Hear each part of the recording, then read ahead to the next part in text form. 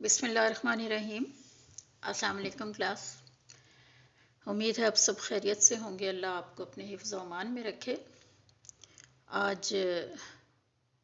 ہمارا second lecture ہے آپ کے ساتھ اسلامیت کمپلسری کا۔ اگلا ہمارا ٹاپک ہے، آپ لوگ سکرین پہ سامنے دیکھ رہے ہیں، سلیبس جو میں نے آپ کو لکھوایا تھا اس کے مطابق قرآن مجید کی تاریخ۔ قرآن مجید کی تاریخ سے مراد وہی ہے جو آپ میرے خیال سے فرسٹ ایئر میں بھی آپ نے پڑھا ہوگا کمپلسری اسلامیات میں، کہ جس میں جمع و تدوین قرآن جو ہے وہ تفصیلاً ہمارے سلیبس میں ہے۔ سب سے پہلے ہم اس کا آغاز کرتے ہیں۔ قرآن مجید اللہ تعالیٰ کی آخری آسمانی کتاب ہے اور اللہ تعالیٰ نے اس کی حفاظت کا وعدہ فرمایا۔ قرآن پاک میں اللہ نے فرمایا اِنَّا نَحْنُ نَزَّلْنَا الذِّكْرَ وَإِنَّا لَهُ لَحَافِظُونَ، بے شک ہم نے اس ذکر کو نازل کیا اور ہم ہی اس کے محافظ ہیں۔ آپ دیکھیں کہ اس سے پہلے بھی اللہ تعالیٰ نے کتابیں نازل فرمائی اور ان کے ماننے والوں کو، ان کے اوپر ایمان لانے والوں کو ہم لوگ اہل کتاب کہتے ہیں، ٹھیک ہے؟ تو آپ دیکھیں کہ لیکن وہ کتابیں آج موجود نہیں ہیں اپنی اصل شکل میں، نہ جن زبانوں میں وہ کتابیں نازل ہوئیں نہ وہی آج موجود ہیں، دنیا سے ختم ہو گئی ہیں وہ۔ تو آپ دیکھیں کہ یہ صرف قرآن کو اللہ تعالیٰ نے یہ اعزاز بخشا کہ رہتی دنیا تک کے لیے ہدایت اس کے اندر جو ہے وہ موجود ہے۔ اور آپ یہ دیکھیں کہ اس کی حفاظت کا وعدہ اللہ تعالیٰ نے خود فرمایا، اور ہم دیکھتے ہیں کہ اس کی سند مسلسل ہے، اس میں کہیں بھی کوئی ٹھہراؤ یا رکاوٹ یا کوئی دور ایسا نہیں آیا جس میں اس کی سند کے اندر کوئی انقطاع واقع ہوا ہو یا منقطع ہوئی ہو۔ یہ سینہ بسینہ بھی اور لکھی ہوئی شکل میں بھی ہر نسل اپنے سے اگلی نسل کو منتقل کر رہی ہے، خواہ وہ حفظ کی شکل میں ہے خواہ وہ کتابت کی شکل میں ہے۔ اور آپ دیکھیں کہ یہ ہم مسلمان اپنے بچوں کو آگے ضرور ہم قرآن کو منتقل کرتے ہیں، اور یہ حفاظت کے ضمن میں اللہ نے ایسے اقدام کیے کہ آپ دیکھیں کہ اس سلسلے میں حافظ کا مقام اور مرتبہ آپ دیکھیں کہ اللہ نے کیا رکھا ہے۔ یعنی اس لیے مسلمان زیادہ سے زیادہ کوشش بھی کرتے ہیں کہ وہ کچھ نہ کچھ قرآن کا حصہ ضرور جو ہے وہ اس کو حفظ کر لیں۔ پھر اس کو پڑھنے کا اجر جو ہے وہ بے پناہ ہے، ناظرہ قرآن پڑھنے کا اجر، پھر اس کو پڑھ کر اور اس کو سمجھ کر اس پر عمل کرنے کا اجر اتنا زیادہ ہے کہ آپ دیکھیں کہ صحابہ کرام رضی اللہ تعالی عنہم جو ہیں وہ قرآن کا پڑھنا اس طرح سے نہیں سمجھتے تھے کہ ہم نے قرآن کو پڑھ لیا جس طرح ہم ناظرہ پڑھ کے سمجھتے ہیں کہ ہم نے قرآن ختم کر لیا، بلکہ 15 سال میں وہ کہتے تھے کہ ہم نے سورہ البقرہ پڑھی ہے۔ وہ جب تک اس کو سمجھ نہیں لیتے تھے، اس کا مفہوم اچھے طریقے سے اور اس کے اوپر عمل نہیں کرتے تھے، تب تک وہ یہ نہیں سمجھتے تھے کہ ہم نے یہ قرآن کا حصہ پڑھ لیا ہے۔ تو یہ ہے کہ قرآن کا پڑھنا بیسیکلی اس کا مقصد ہی یہ ہے کہ اس کو پڑھا جائے، اس کو سمجھا جائے، اس کے اوپر جو ہے وہ عمل کیا جائے۔ اب صحابہ کرام دیکھیں کہ وہ سب اولین مخاطب جو تھے وہ اہل عرب تھے، وہ عربی لوگ تھے، ان کے لیے عربی کو سمجھنا مشکل نہیں تھا، ہمارے لیے بنسبت زیادہ مشکل ہے، مگر یہ کہ وہ پھر بھی آپ دیکھیں کہ انہوں نے 15 برس لگائے اس کے اوپر عمل۔ بہت ساری روایات، بہت ساری احادیث اس معاملے میں آپ کو ملیں گی کہ جس میں انہوں نے کہا کہ ہم نے اتنے برس فلاں صورت سیکھنے میں لگا دیے، تو اس کا مطلب کیا ہے کہ انہوں نے اس کے اوپر نہ صرف یہ کہ اس کو پڑھا بلکہ سمجھا اور اس کے اوپر جو ہے وہ عمل بھی کیا، اور پھر انہوں نے یہ کہا کہ یہ ہم نے سورت جو ہے مکمل طور پر پڑھ لی ہے۔ اس کے بعد آپ یہ دیکھیں کہ اللہ تعالیٰ نے قرآن کی حفاظت کے ضمن میں جو اقدامات کیے، تو یہ ایک اللہ کا جو یہ قرآن کا یہ ایک دعویٰ ہے کہ ہم نے اس ذکر کو نازل کیا اور ہم ہی اس کے محافظ ہیں، یقیناً یہ ایک بڑی حقیقت ہے۔ اور اگر یہ نہ ہوتی تو آج قرآن آپ دیکھیں مستشرقین بھی اس بات کو مانتے ہیں کہ جنہوں نے وہ نان مسلم جنہوں نے اسلام کے اوپر ریسرچ کی اور منفی پروپیگنڈا کیا وہ مستشرقین کہلاتے ہیں، وہ بھی اس بات کو مانتے ہیں ان میں سے بہت سارے کہ قرآن آج اپنی اصل شکل میں ویسے ہی موجود ہے جو آج سے کئی صدیاں پہلے اللہ کے نبی صلی اللہ علیہ وسلم سے جس شکل میں نازل ہوا، اور اس میں کوئی زیر زبر کا فرق بھی نہیں آیا ہے۔ تو آپ یہ دیکھیں کہ ایک کچھ لوگوں نے اس سلسلے میں بڑی غلط فہمیاں بھی پھیلائی ہیں اور اس کے اوپر اعتراضات بھی لگائے ہیں کہ قرآن حکیم جو ہے وہ آپ صلی اللہ علیہ وسلم کی زندگی یا حیات طیبہ کے بعد اس کو جو ہے وہ مدون کیا گیا۔ تو حالانکہ اس کا جواب جو ہے وہ قرآن مجید خود دیتا ہے۔ قرآن میں آپ دیکھیں کہ قرآن سے اس کے بہت سارے ہمیں دلائل ملتے ہیں۔ اللہ قرآن پاک میں فرماتے ہیں الف لام میم ذالک الکتاب لا ریب فیہ، یعنی الف لام میم یہ حروف مقطعات ہیں، یہ ایک ایسی کتاب ہے جس میں کوئی شک نہیں، جس میں کوئی شبہ نہیں۔ آپ دیکھیں کہ اللہ کی طرف سے دلیل دی گئی ہے۔ پھر آپ دیکھیں کہ اللہ فرماتے ہیں الف لام میم صاد کتاب انزل الیک، الف لام میم صاد یہ بھی حروف مقطعات ہیں، یہ ایک ایسی کتاب ہے جو آپ پر نازل کی گئی، وَکِتَابٍ مَّسْطُورٍ فِي رَقٍّ مَّنشُورٍ، یعنی قسم ہے لکھی ہوئی کتاب کی جو کشادہ ورق میں ہے۔ یہ اللہ تعالیٰ کی طرف سے آپ دیکھیں یہ دلیل ہے قرآن مجید کے اندر موجود ہے، اور ہم مسلمان ہونے کے حوالے سے یقیناً جو ہے اس سے بڑھ کر اور کوئی دلیل اس کی حفاظت کے لیے نہیں ہو سکتی۔ اس کے علاوہ بھی آپ دیکھیں کہ حدیث میں بہت ساری جو ہیں وہ دلائل اس کے بارے میں موجود ہیں کہ حضرت عثمان رضی اللہ تعالیٰ عنہ روایت فرماتے ہیں کہ جب حضور صلی اللہ علیہ وسلم پر کوئی بھی آیت نازل ہوتی تو آپ صلی اللہ علیہ وسلم کاتبین وحی سے بلاتے ان کو اور اس کو بتا دیا کرتے تھے کہ یہ آیت فلاں صورت میں فلاں آیت سے پہلے فلاں آیت کے بعد جو ہے وہ اس کو تحریر کر دو۔ اور یقیناً اس کی اور بھی بہت ساری دلیلیں ہیں کہ حضرت عبداللہ بن عمر بن العاص فرماتے ہیں کہ میں نے رسول اللہ صلی اللہ علیہ وسلم کی حیات طیبہ میں سارا قرآن جمع کر لیا تھا اور ایک رات میں سارا پڑھ ڈالتا تھا، جب آپ صلی اللہ علیہ وسلم کو علم ہوا تو فرمایا کہ اس کو ایک مہینے میں ختم کیا کرو۔ ایک اور روایت ہے جس میں آپ صلی اللہ علیہ وسلم نے 3 دن سے کم میں قرآن مجید ختم کرنے سے صحابہ کرام کو منع فرما دیا تھا۔ تو آپ دیکھیں کہ یہ ایک واضح دلیل ہے۔ ایک اور مقام پر جہاں جو ہے وہ حدیث کے اوپر مستشرقین نے اعتراض اٹھایا تھا، اس میں بھی اس بات کا ذکر جو ہے وہ موجود ہے کہ قرآن مجید جو ہے وہ جب ابتدائی اس کا نزول کا زمانہ تھا تو رسول اللہ صلی اللہ علیہ وسلم نے صحابہ کرام کو حدیثیں لکھنے سے منع کر دیا تھا، کیونکہ ان کے پاس اوراق جو ہیں وہ میسر نہیں تھے، لکھنے کا سامان جو ہے وہ میسر نہیں تھا۔ اس وجہ سے آپ صلی اللہ علیہ وسلم نے صحابہ کرام آپ کی زبان سے نکلنے والے الفاظ اور قرآن مجید ایک ہی مقام پر اس کو اوپر نیچے کر کے لکھ لیا کرتے تھے، کیونکہ ان کے پاس لکھنے کا ساز و سامان اتنا نہیں تھا۔ تو آپ صلی اللہ علیہ وسلم نے ان کو ابتدائی زمانہ نزول میں جو ہے وہ یہ حدیثیں لکھنے سے منع کر دیا تھا کہ کہیں ایسا نہ ہو کہ قرآن اور حدیث کے اندر التباس پیدا ہو جائے، کہیں اس کے اوراق اس کے الفاظ جو ہیں وہ مکس نہ ہو جائیں حدیث کے الفاظ سے۔ تو کچھ عرصہ گزرنے کے بعد جب صحابہ کرام کو جو ہے اچھی طرح سے شناخت ہو گئی کہ قرآن کے الفاظ کیا ہیں اور حدیثیں کیا ہیں، تو آپ صلی اللہ علیہ وسلم نے حدیثوں کو بھی لکھنے کا حکم دیا اور آپ نے فرمایا کہ ان کو بھی لکھ لیا کرو، میری زبان سے حق کے سوا اور کوئی بات نہیں نکلتی۔ اس کو جب ہم حدیث کا ٹاپک پڑھیں گے تو میں آپ کو ان ڈیٹیل جو ہے وہ بتاؤں گی۔ اب دیکھیں ہم دیکھیں گے کہ قرآن کو کس طرح سے یہ تدوین جو ہے وہ ہے کیا، کس طریقے سے قرآن کو جو ہے وہ محفوظ کیا گیا۔ تو قرآن حکیم کی تدوین جو ہے وہ یقیناً آپ صلی اللہ علیہ وسلم کی زندگی میں جو ہے وہ مکمل ہو چکی تھی، البتہ قرآن حکیم کو ایک کتاب میں یا اس کو صفحات کے اوپر منتقل جو ہے نہیں کیا گیا تھا آپ کی زندگی میں۔ تو تدوین کا مفہوم یہ ہے کہ اس کو کتابی شکل میں اکٹھا کیا جائے اور ایک مستند نسخہ جو ہے وہ موجود ہو تاکہ آئندہ کوئی بھی اس کے اندر کسی قسم کی کوئی کمی بیشی نہ کر سکے اور یہ حکومت وقت کے پاس ہو۔ تو چنانچہ آپ یہ دیکھیں کہ یہ اس کا آغاز جو ہے وہ لکھنے کا، یہ آپ صلی اللہ علیہ وسلم کے دور میں عہد رسالت میں جو ہے وہ ہو چکا تھا۔ اس کے تدوین قرآن کے جو ادوار ہیں وہ 3 ہیں: عہد رسالت، عہد صدیقی اور عہد عثمانی۔ اب دیکھیں عہد رسالت میں اس کو کس طرح سے اس کی تدوین جو ہے وہ کی گئی۔ آپ دیکھیں کہ اصل تدوین جو ہے وہ اس کا کام جو ہے وہ عہد رسالت میں ہی ہو چکا تھا۔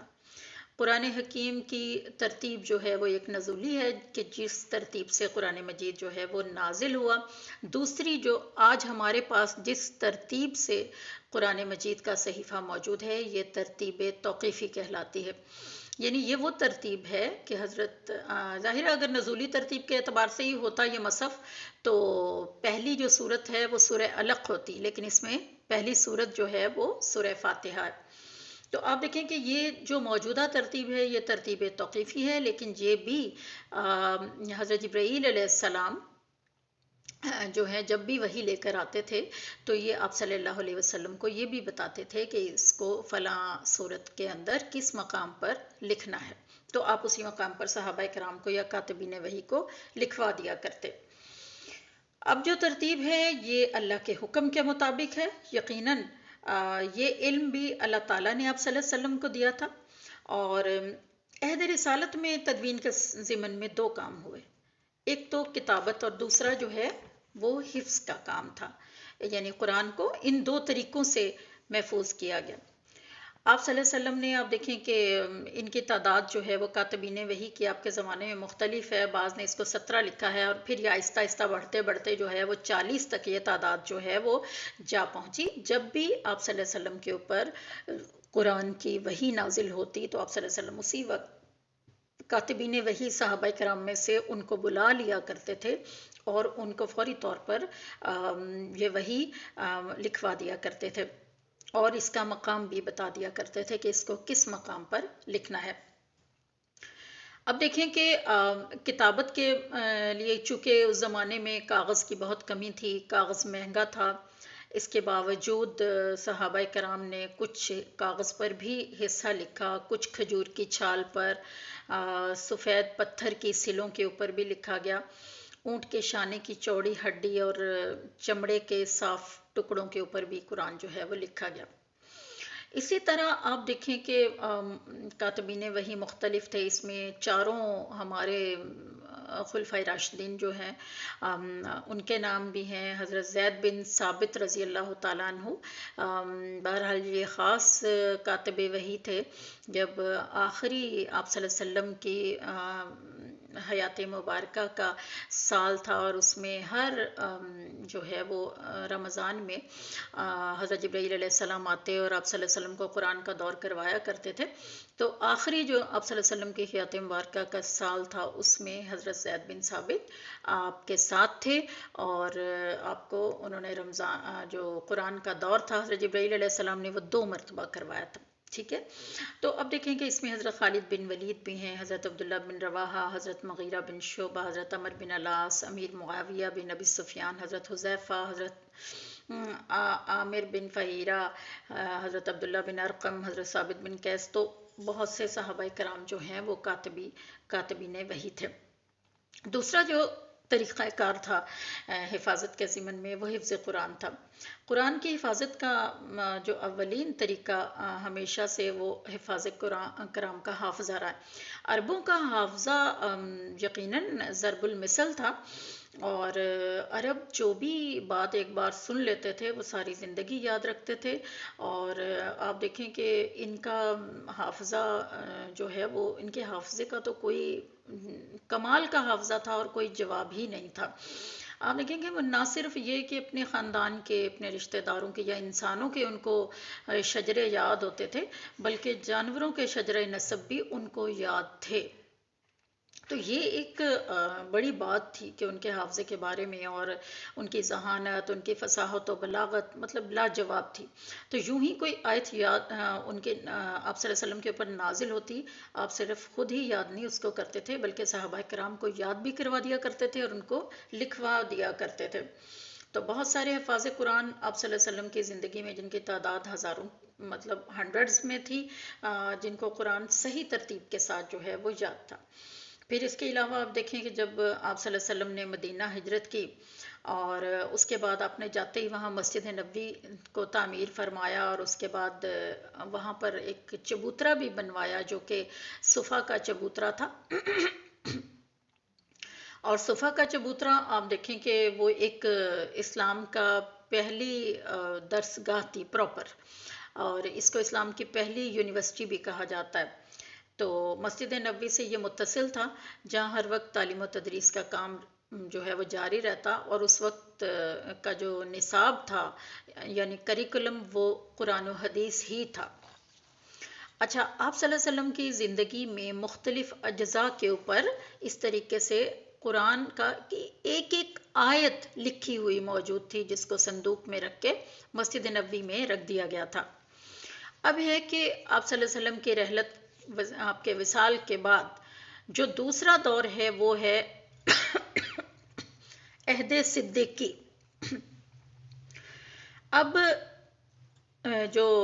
پہلا دور تھا عہد رسالت، وہ نزول اور کتابت کا دور تھا۔ پورا قرآن مجید حفظ اور کتابت کے پورے مراحل طے کر چکا تھا، بہت سارے حفاظ قرآن موجود تھے۔ اب دوسرا عہد صدیقی میں جو ہے اس سے پہلے ایک کام باقی تھا، ایک ایسا نسخہ یعنی تیار ہونا چاہیے تھا جو سرکاری تحویل میں ہو، اور اسی نسخے کی ایک ایک نقل یعنی تمام علاقوں میں پہنچا دی جائے اور اس میں کسی قسم کی کوئی تبدیلی نہ ہو پائے۔ آپ دیکھیں کہ جب مسند خلافت پہ حضرت ابوبکر صدیق رضی اللہ تعالیٰ عنہ متمکن ہوئے، اس وقت حالات بہت خراب ہو گئے تھے۔ اس میں آپ دیکھیں کہ بہت سارے لوگوں نے جو نو مسلم تھے انہوں نے زکوٰۃ دینے سے انکار کر دیا، اور بہت سارے لوگ ایسے تھے جنہوں نے نبوت کا جھوٹا دعویٰ جو ہے وہ کر دیا۔ اس کے علاوہ اندرونی اور بیرونی طور پر جو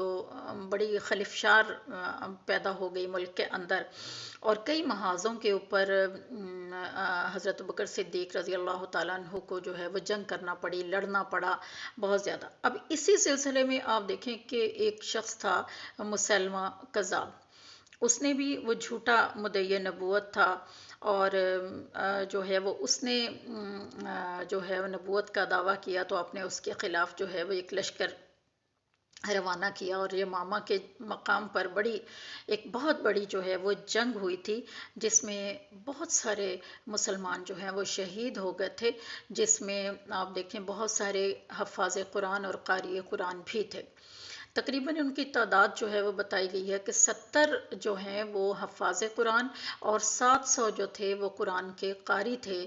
جو اس میں شہید ہوئے۔ اب یہاں پر ایک بہت بڑا مسئلہ جو ہے وہ کھڑا ہو گیا کہ اگر اسی تعداد میں، یہ تو ابھی ابتدائی زمانہ ہی تھا،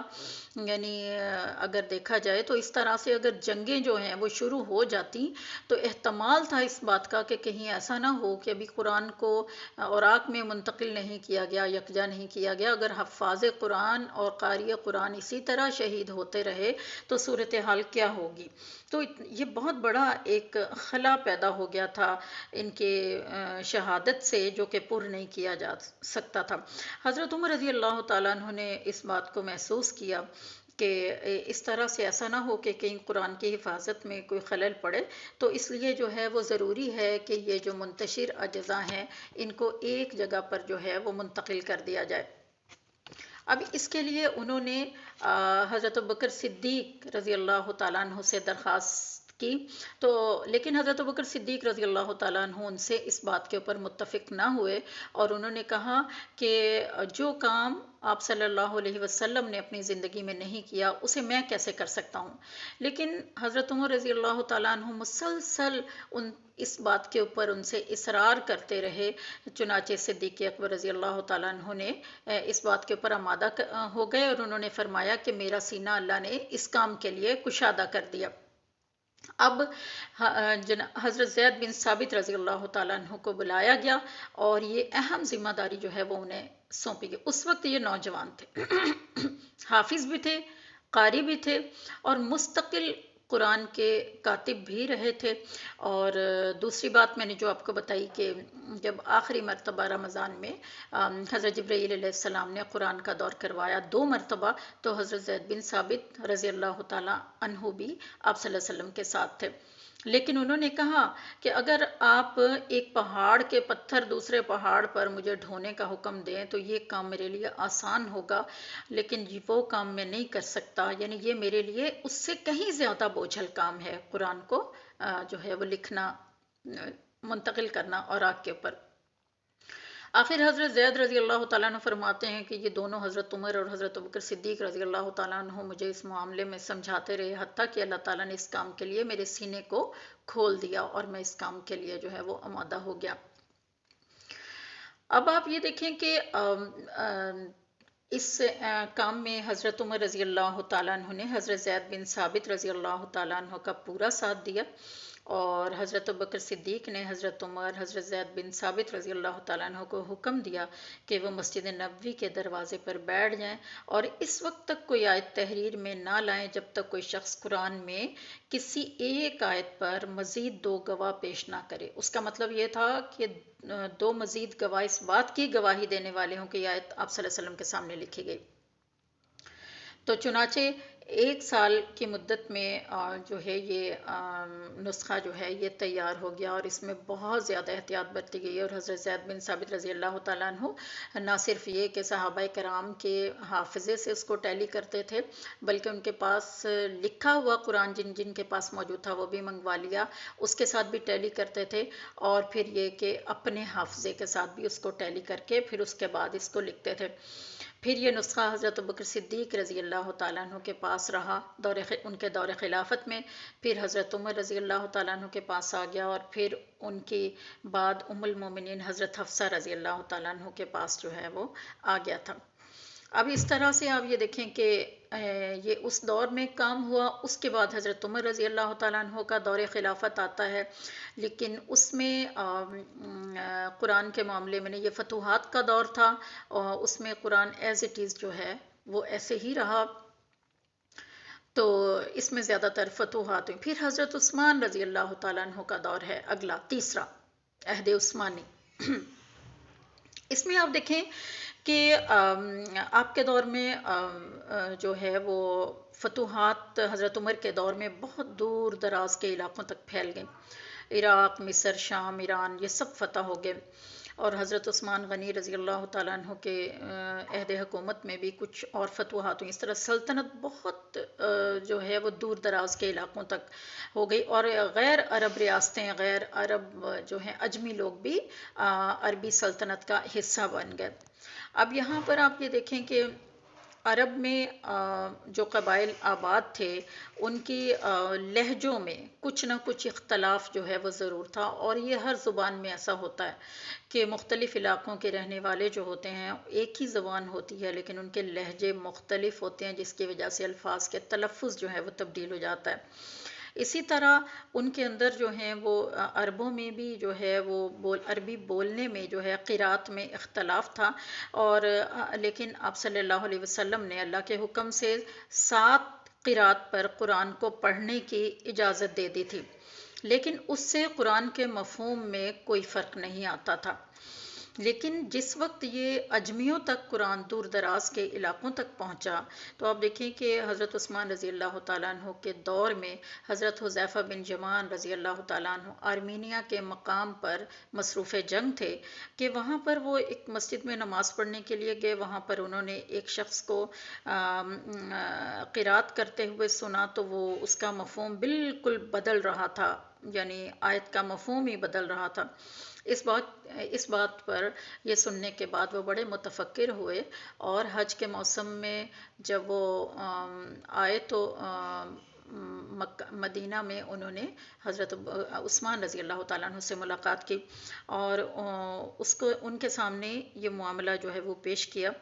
اور فرمایا کہ اس نازک مرحلے پر امت کی دستگیری فرمائیے، تو یہ ایک بہت بڑا فتنہ جو ہے امت میں کھڑا ہونے کا مجھے اندیشہ ہے۔ چنانچہ حضرت عثمان رضی اللہ تعالیٰ عنہ نے اس معاملے پر مشورے کے لیے صحابہ کرام کو جمع کیا، کابر صحابہ کرام کو، سب نے متفقہ طور پر فیصلہ کیا کہ امت کو ایک قرات پر جمع ہونا چاہیے۔ چنانچہ حضرت عثمان رضی اللہ تعالیٰ عنہ نے حضرت حفصہ رضی اللہ تعالیٰ عنہ کے پاس سے وہ نسخہ منگوایا جو حضرت ابوبکر صدیق رضی اللہ تعالیٰ عنہ کے دور میں تیار کیا گیا تھا۔ صحابہ کرام کا ایک بورڈ مقرر ہوا، حضرت زید بن ثابت رضی اللہ تعالیٰ عنہ کو اس کا انچارج بنایا۔ اللہ نے اتنی عمر عطا کی تھی کہ پھر حضرت زید بن ثابت رضی اللہ تعالیٰ عنہ کے تعاون سے ہی یہ کام ہوا۔ اس بورڈ میں حضرت عبداللہ بن زبیر، حضرت سالم رضی اللہ تعالیٰ عنہ، حضرت عبداللہ بن حارث رضی اللہ تعالیٰ عنہم جو ہے ان کو ان کے ساتھ شامل کیا۔ حضرت عثمان رضی اللہ تعالیٰ عنہ نے صحابہ کرام کے مشورے سے جو ہے وہ قرآن کو حضرت ابوبکر صدیق کا جو تیار کردہ مصحف تھا اس کے مطابق اس کو نقل کروایا، اور جہاں کہیں قرات میں اختلاف پایا، اور آپ نے اعلان کروا دیا کہ جہاں کہیں بھی قرات میں اختلاف پایا جائے وہاں اس سے لغت قریش کے مطابق درج کیا جائے، اور قرآن کے نسخوں میں جہاں کہیں قرات بالتفسیر وغیرہ کے بارے میں اندراج ہو گئے ہیں وہ مٹا دیے جائیں تاکہ اختلاف کا کوئی امکان باقی نہ رہے۔ اور حضرت عثمان رضی اللہ تعالیٰ عنہ کی اس کوشش سے آج قرآن حکیم میں بالکل اختلاف جو ہے وہ باقی نہیں،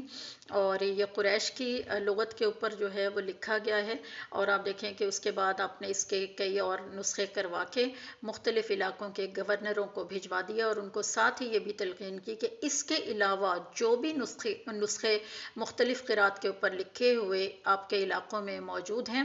وہ مرکز میں خلیفہ کو پہنچا دیا جائے۔ ایسا ہی ہوا، اور آپ نے وہ جو پہلے تمام نسخے تھے مختلف قرات کے اوپر ان سب کو تلف کروا دیا، اور یہ آپ کا امت کے اوپر ایک بہت بڑا جو ہے وہ احسان ہے۔ اور لیکن اس کے بعد آپ دیکھیں خارجیوں نے اسی مسئلے کو ایک بہت بڑا ایشو بنایا، جس کے نتیجے میں آپ رضی اللہ تعالیٰ عنہ کو شہید کر دیا گیا کہ آپ نے قرآن کو جلوا دیا، حالانکہ آپ نے امت کو ایک نسخے، پھر اس کی ان گورنروں کو عمال کو اس بات کی تلقین بھی کی کہ وہ جو ہے وہ یہ جو نسخہ ایک ایک بھیجا گیا تھا اس کی مزید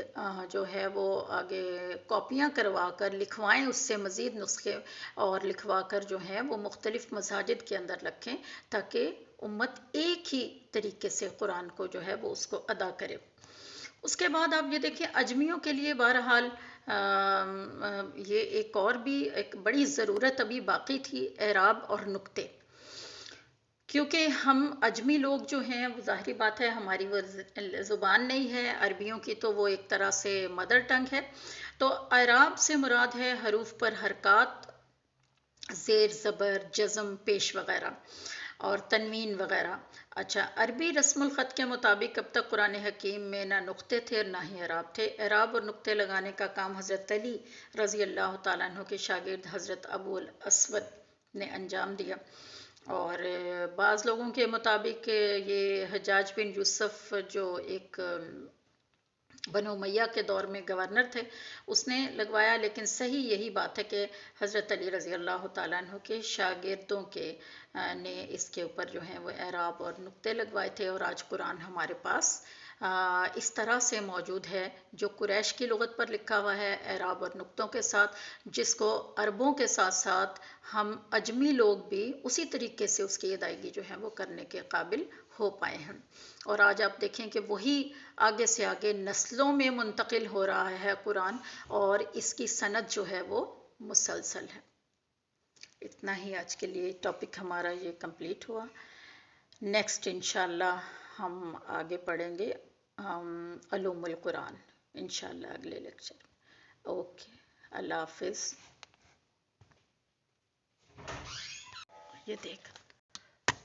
ہو گیا، مجھے یہ کہ نہیں نیٹ خراب ہو گیا۔